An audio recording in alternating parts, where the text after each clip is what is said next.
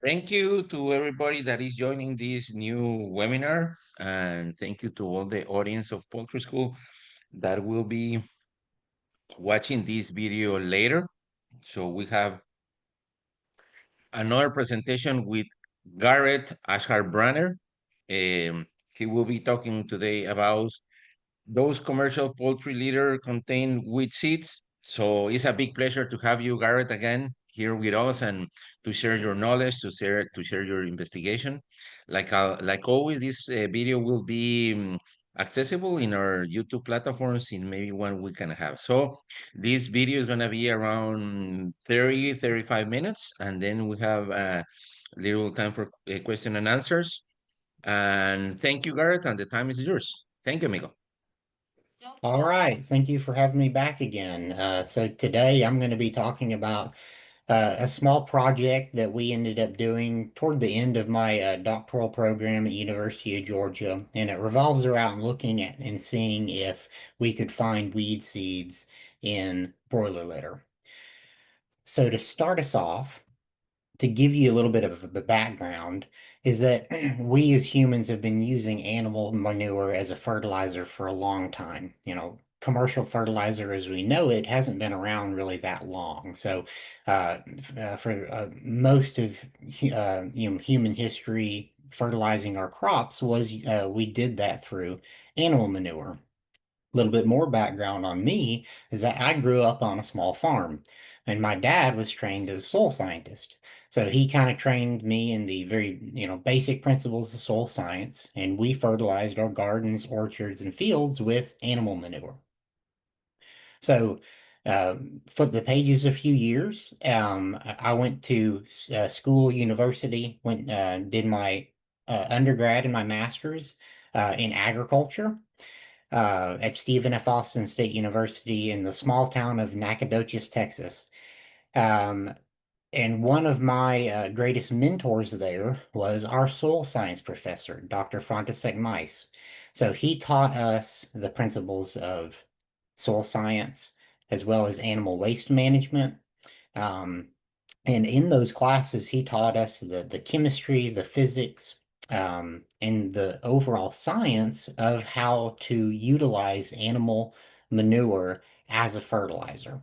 So with that background, we'll, step a few more years in the future here, is that I started working at University of Georgia, Poultry Science Department, under Michael Zarek and Brian Fairchild in their poultry management lab. And I did a lot of work with litter management. So came in at 2020 and immediately started working with broiler litter. So we were looking at how, airspeed and ventilation affects litter moisture, how we can manipulate litter pH, as well as, windrowing. So we did a lot of things with poultry litter, and doing that work and going out on the farms working with litter and talking to producers, we often got asked the question about weed seeds in poultry litter. So oftentimes when we apply broiler litter to a field, we will see weeds sprout. We will see weeds germinate after that application. And so, a lot of producers, kind of wonder why this is happening, and a lot of times people think that broiler litter contains weed seeds, and we have the justification for it that a lot of times ruminants like cattle, sheep, and goats. Their manure can contain weed seeds, and even wild birds their droppings can contain weed seeds. A great example here is in this picture. We see blackberry brambles along a fence line. So most likely, a bird that had eaten a blackberry seed, blackberry that contained the seed, flew on this fence and perched, dropped some manure down, and that manure stimulated that seed to germinate, and now there are blackberry brambles along the fence line. So it kind of got us to thinking, let's work on a little bit of a project here just to kind of see, um, if it makes sense for there to be weed seeds in commercial poultry manure. And so we started out, we talked to people and we kind of got the theories of where these weeds are coming from. So some people think it's coming in through the feed, it's getting passed to the bird from into their manure, or some people think it's coming from the bedding.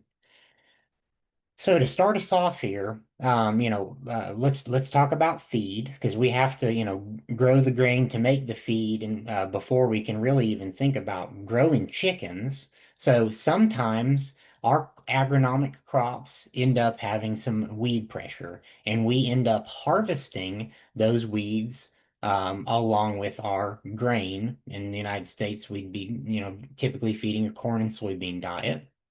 So sometimes we probably end up harvesting some weed seeds along with our grain. Now, where do the weed seeds go that we collect with a combine? Well, fortunately, our modern combines and even some pretty older combines had, chaff spreaders that we can see that our combines have either a blower, a fan, or a chaff spreader that removes about 95% of weed seeds and sends it out the back end of the combine with the chaff. So we have to remember here that weed seeds are small. Weeds are opportunists. They grow really fast, they produce a lot of seed, and they're going to mostly distribute their seeds through the wind. So the fan or the blower on our combines, that airspeed pulls the very light weed seeds out of the combine, away from our grain, and into the chaff, blows out the back end of the combine. Now, maybe the combine, maybe the fan's not working right, the blower's not working right, or we can just talk about the extra 5% that ends up staying in with our grain crop. So looking into it further, after grain is harvested, in the United States, we're generally going to clean our grain. We're going to sift it and sort it so we can feed our animals, the cleanest, best grain we can. We feed a very precise diet in the United States. We want to feed the best quality grain. So maybe still some, some bad grain, some weed-laden grain might come in. It'll be stored somewhere, and then it eventually will be sent to the feed mill. But we have to remember that in our commercial poultry feed ends up being processed. We're not going to feed them raw grain in the United States, at least. So we process our commercial poultry diets. So when we look at that processing, that feed milling, is that ingredients like grain are going to come into the feed mill. They're going to be ground. They're going to be mixed. They'll be conditioned and pelletized. They'll that those pellets or that mash will be cooled, maybe crumbled, and then heat sensitive ingredients might be applied. But what I'm going to talk about here is the conditioning and the pelleting process. Is that in the conditioner and in the pellet mill that we condition by steaming that ground mash grain at 165 degrees Fahrenheit.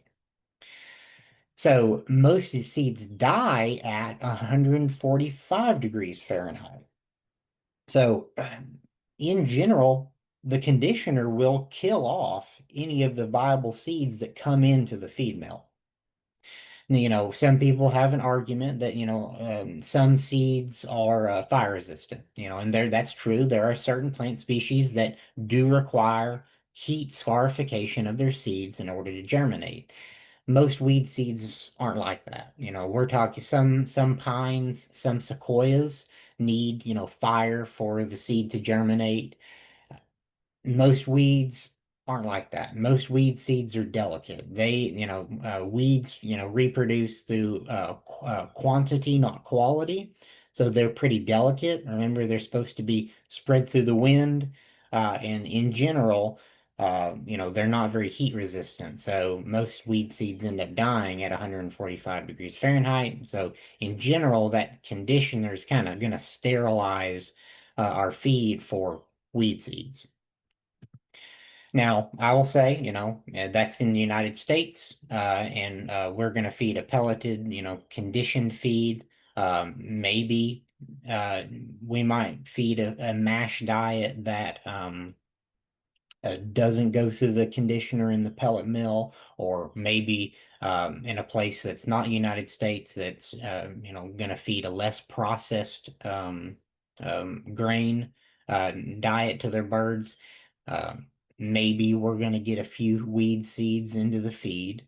So for argument's sake, let's focus on that. So we know that in general, the feed milling process is going to take care of most of the weeds, but still, for argument's sake, let's talk about if there ends up being viable weed seeds coming to the farm via the feed, that it will get sent to the farm, run through the feed lines, and eventually it will um, pass its way through the bird. Now, my question here is, do we actually find that weed seeds survive in the poultry digestive system? And research from even back in 1918, uh, we were able to see that most weed seeds that pass through the chicken's digestive system do not come out viable. So the stomach acid of the chicken ends up degrading the seed to making it non-viable. Like I said, remember that most weed seeds are pretty delicate. Uh, you know, uh, Weeds reproduce through quantity, not quality. So in general, the digestion process of the bird ends up destroying the weed seeds. So in general, we can say that the manure coming out of the bird is not going to have weed seeds that are, coming into the system through the feed. So if it's not coming through the bird, what's the other theory? It's coming through the bedding material. So before we really start talking about bedding material or in poultry litter, let's talk about exactly what makes up broiler litter. We have bedding material that could be pine shavings, peanut hulls, rice hulls, straw, etc. The next biggest component is broiler manure. So their excrement is coming out the back end of the bird. We might have some feed that gets dropped onto the litter. We might have some feathers that end up getting mixed into the litter as well. And there's going to be, extra stuff like, that just happen to get dropped into the litter through the process of raising chickens. But the predominant two components of broiler litter is the bedding, the high carbon bedding material, and the high nitrogen broiler manure. Now, the manure now, remember, we said we kind of determined that it's probably not going to have a significant impact on introducing weed seeds. But let's look at the bedding material, the second biggest component of litter. So we're looking at something that's very common here in the United States. We like to put pine shavings down as bedding material for our birds. If we grind up a pine tree, there's very little likelihood that there are going to be any weed seeds that are incorporated in there. So, it's just a pine tree. There's no weeds growing on a pine tree. There's even very little likelihood that there's going to be a pine seed within that system. But if we look at some of our alternative bedding materials like peanut hulls, the hull of the peanut, it grows underground. It's not like a soybean that's above ground. The peanuts grow, the nodules that make the seeds grow underground. So if we're looking at the hull of the peanut, there still might be, like a little bit of soil attached to the peanut hull. So that might introduce weed seeds or straw. So remember I said about 95% of the weed seeds end up getting sent out the back end of the combine with chaff. We bale that chaff and sell it as straw. So there is a likelihood that there are weed seeds going to be coming into the system via straw. Now the question is, will they be viable when by the time we apply it out to our pastures or our agronomic fields. So, in order to talk about this, I want to kind of remind us that we utilize built-up litter, and at least in the United States. So that means that we're starting off with a high carbon bedding material, and we're going to raise multiple flocks of chickens on that bedding. So we're going from high carbon bedding to, as more and more manure is applied, we're going to go to a high nitrogen material. So then you kind of that go from that kind of lighter colored carbon tube material to that darker colored high nitrogen material, mostly manure. So in order to for a built-up litter system to work, we have to work our litter in some way. So that could be tilling, windrowing, or decaking. Uh, we're going to manipulate the litter moisture one way or another in order for us to keep that litter in the house longer, continuing that process of going from high carbon bedding to high nitrogen litter. So, can we actually find viable seeds in litter? And what we've been able to see, so this wasn't done by us, but just other researchers, is that the ammonia exposure, the nutrient leachates, and the heat that builds up from the high manure content of litter destroys weed seeds. So even if, weed seeds are coming in from feed or if they're coming in from the bedding, just the fact of, being coming in contact with that high manure content of litter ends up destroying the weed seeds. So let's just think about it like this: is that if we directly remove litter from the house and then apply it to our fields, again, it's very unlikely for us to be incorporating, weed seeds into the system this way. So another question people ask is, what about stored litter? So, if we have a stack house full of chicken litter, is there a chance that weed seeds are going to be incorporated into the system here? Maybe through the wind or maybe through wild animals. And really, it comes down to there's little likelihood that this is going to incorporate, a significant amount of weed seeds. I've been very fortunate to go across the United States looking at chicken farms, and I've seen a lot of stack houses. I've seen a lot of piles of chicken manure. I've never seen weeds growing out of the top of a pile of chicken manure because of those nutrient leachates, ammonia exposure, and heat that build up in the system. I've seen plants grow in some very interesting places. I've seen plants grow in, the middle of a concrete parking lot. Maybe there's a crack in the middle of a concrete parking lot. I've seen weeds sprout from there.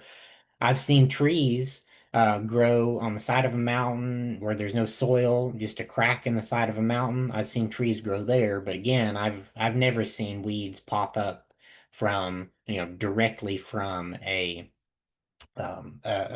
pile of chicken manure because of that inconducive environment that it creates. So again, very little chance of weed seeds really being significantly present in stored litter as well. So where are these weed seeds coming from? I'm going to, come back to toward the beginning of our presentation here. We know that weed seeds sprout after we apply poultry litter. That is a fact. That is something that we often see. But if it's not really coming in significant amounts via the manure itself, where is it? Where are these weeds coming from? And the real culprit is what we call the soil seed bank. And so the soil seed bank is a bank of dormant seeds within our soil. So there can be anywhere between 50 to 15,000 seeds per square foot of soil. And this is not just in the United States. Any soil across Earth has a soil seed bank. Unless it is sterilized, there will be some dormant seeds within the soil.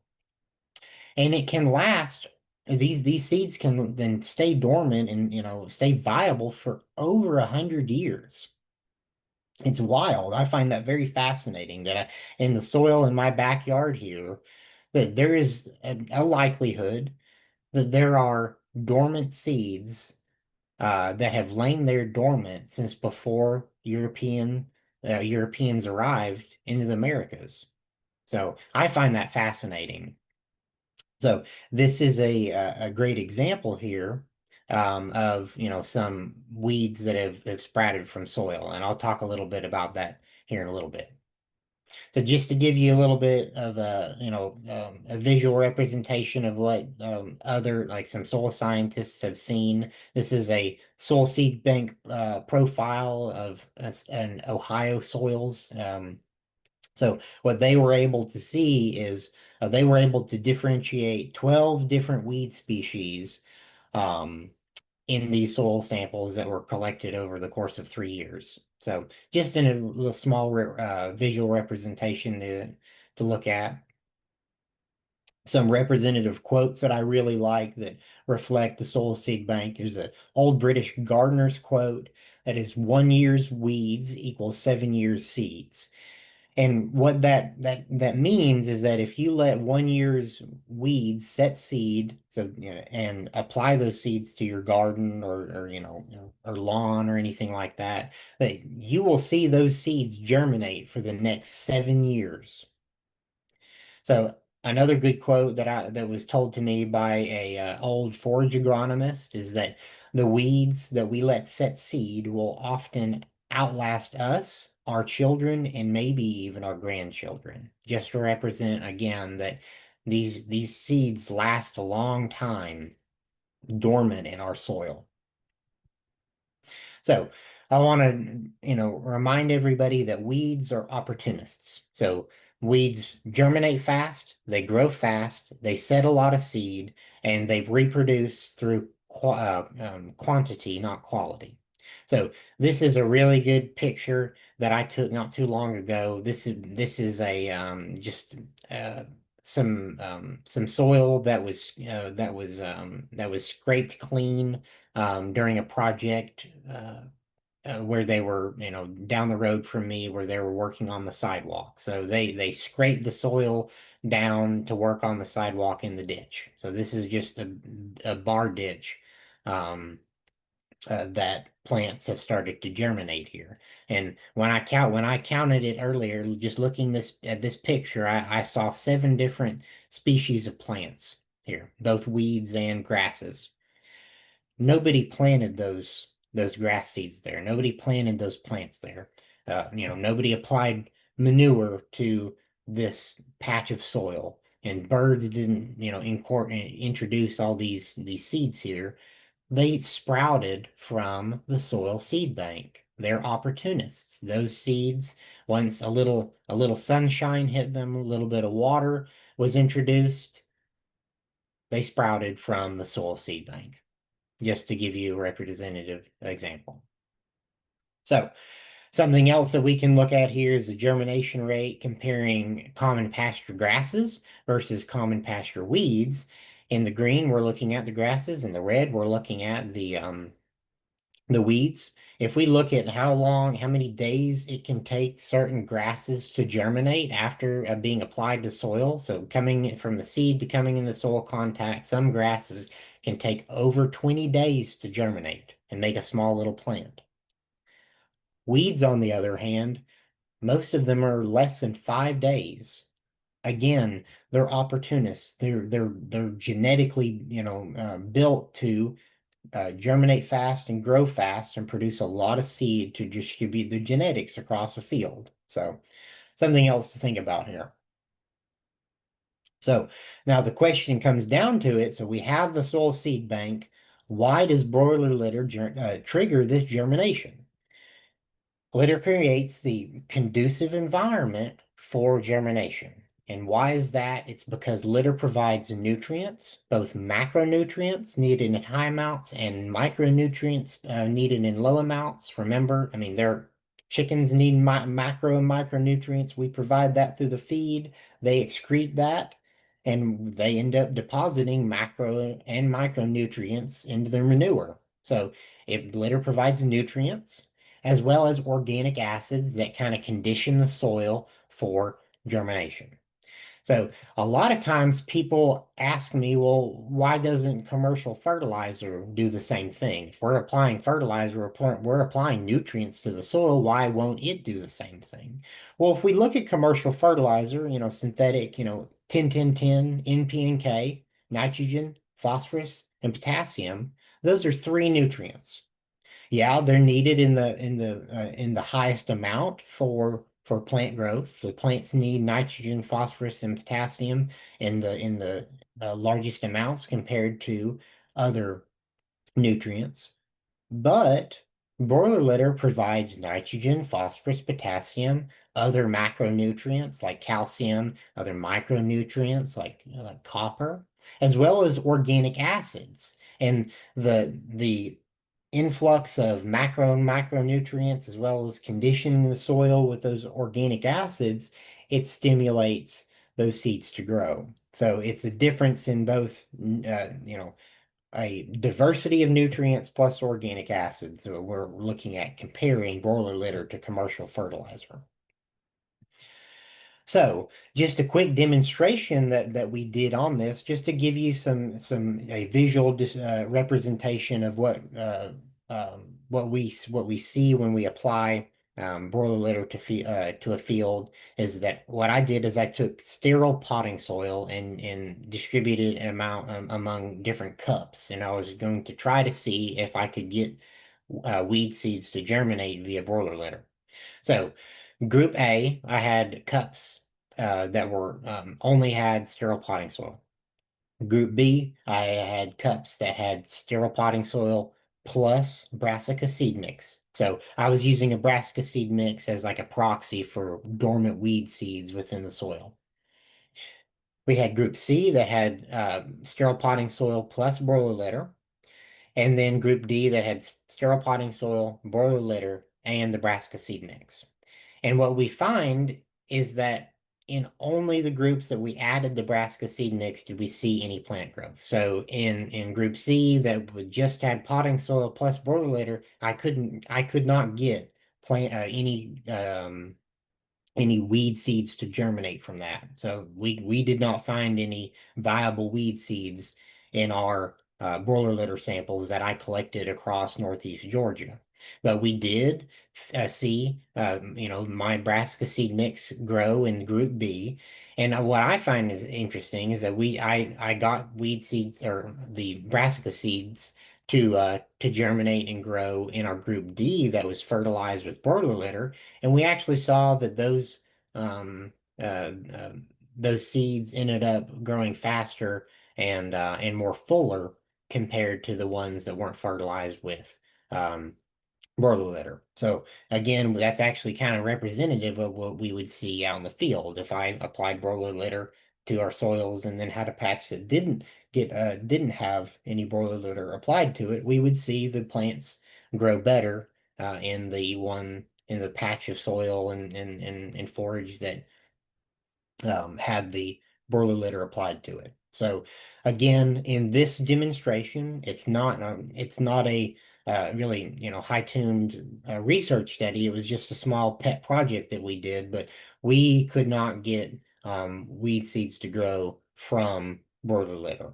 So looking at it a little bit more, research, like a research study is NC State, so North Carolina State University has a very good animal waste management group that works out from there, and they recently published a research study looking into this exact thing. So they collected 61 broiler litter samples from across North Carolina. And they did find some weed seeds within their broiler litter samples. However, most were non-viable, and they determined that the nutrient leachates from the raw manure typically destroyed the weed seeds. So they were able to calculate how many viable weed seeds that they found within those samples and calculated out, and as if they were spreading that litter across a field, and they determined that there would not be any significant introduction of weed seeds via applying broiler litter compared to what's already naturally out within your soils via the soil seed bank. So it's not going to contribute significantly increasing weed pressure via your soil seed bank. So to kind of give a little bit of a recap here, so kind of what we've learned so far is that uh, we often see, weeds germinate after the application of broiler litter, and it's coming from the soil seed bank. Broiler litter does not introduce significant weed seeds to your soil, but it does create the ideal condition for germination from the weed seeds that are already present within your soils. So, why in the world am I talking about this? It comes down to a poultry litter has value as a fertilizer. I don't want people to fear broiler litter as a fertilizer because it provides macro and micronutrients that just simple NP and K doesn't provide. It also works as a slow release fertilizer. So NP and K, if I apply synthetic fertilizer, distribute it out in the field, as soon as it hits the soil and gets a little bit of moisture, it is that those nutrients are readily available to the plant. When I apply litter, it takes time for those nutrients to go from an organic form bound to a carbon to an inorganic form that a plant can uptake. But I'm fine with that because I'm going to be growing plants over the course of a growing season. That I don't need all those nutrients available right away. I'm fine if that litter slowly breaks down and introduce nutrients to my soil for the plants. And it also provides soil improvement. It's a soil amendment. So when we apply manure to a field, we will increase soil organic matter a little bit. Soil organic matter is a very good indicator of soil health. So for every percent organic matter we increase in our soils, it can increase water holding capacity up to 25,000 gallons per acre. So that both protects your farm from flood as well as drought if we can retain and hold in more water in our soil and it doesn't either dry up or um, filtrate through the soil or run off. So again, it's one of those things I don't want people to fear broiler manure or poultry manure in general as a fertilizer because it is a valuable source of nutrients for our plants. Now, I will give a disclaimer. I don't normally give this disclaimer when I'm presenting to, people just in the United States, but I know this is an international audience. Is that this information is based off U.S. poultry industry, and that if we're dealing with a more alternative production systems, they may end up having higher rates of weed seeds in their manure. So maybe outdoor access or people who are smallholders or people who feed unprocessed grain, there may still be a little bit higher chance of weed seeds being incorporated into the system. But will that significantly increase your weed pressure, via, this weed seeds that are being introduced into your soil? Probably not. Remember that all soils have a dormant seed bank.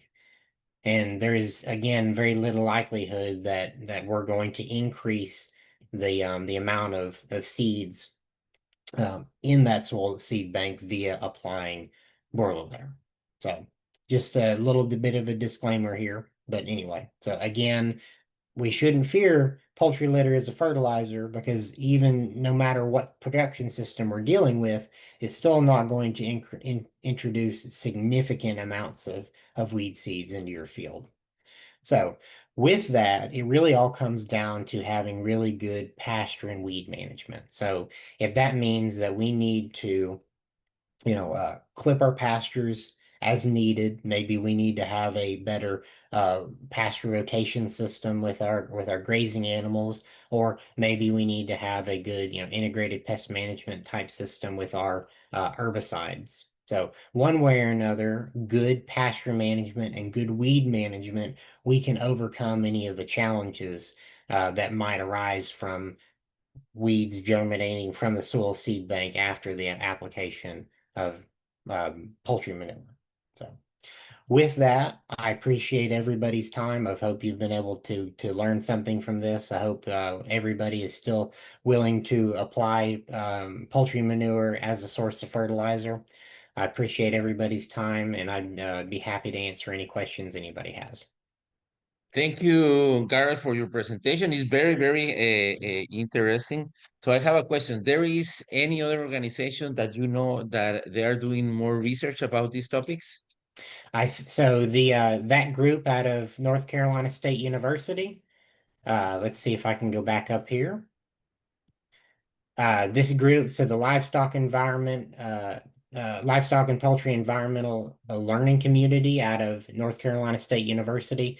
Um, I believe they're still working on some projects in this. So I from this research study was published fairly recently, so they're probably still working on the next stages of that research. But I know that's something that they're working on. Yeah, I'm pointing this just in case that anyone of our audience would like to keep knowing and doing some research or getting more information, they can get with this organization and get more information. Of Okay. course. So, Garrett, thank you very much for your presentation. Like always, we always appreciate your passion and very organized presentation. And we wish you the best in your next journey. And thank you to everybody for listening us and to everybody that will be seeing this video. Thank you, Garrett. All right, thank you. Bye bye. Goodbye.